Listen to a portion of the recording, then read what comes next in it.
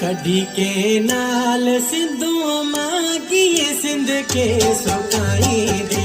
कढी के नाल सिंधु मां किए सिंध के सुकाई दे। उठा थई दे सजादो दा, उठा थई दे सजादो दा, तू पाण के ही माराई। खबर शामिल कई पिया दड़ो में रिपोर्ट सागर दीदा अली कुंभार जी। दड़ो में अवामी तहरीक ऐं सिंधियाणी तहरीक पारां सिंधु दरिया ते कैनाल अॾण ऐं कारपोरेट फार्मिंग खिलाफ़ एतिराजी रैली धरणो। हुकूमत खिलाफ़ छिती नारेबाज़ी। सिंधु दरिया ते गैर कानूनी तौर 6 नवां कैनाल अॾण ऐं कारपोरेट फार्मिंग ज़रिए सिंध जी ज़मीन धरण हवालनि करण खिलाफ़ रैली। अवामी तहरीक ऐं सिंधियाणी तहरीक पारां सरकारी अस्पताल खां पंजाणे पुल चौक ताईं एतिराजी रैली कढी धरणो हणी सख़्त नारेबाज़ी कई वई।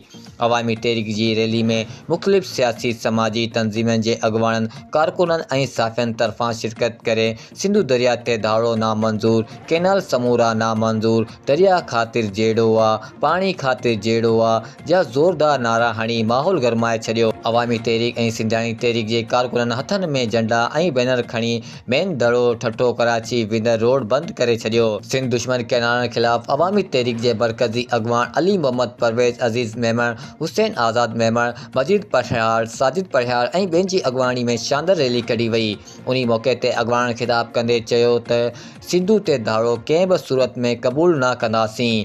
दरिया ते कैनाल अॾे सरसब्ज़ सिंध खे बंजर बणाइण जी साज़िश कई पई वञे। सिंधियुनि जी नस्ल कशी थियण न ॾींदासीं।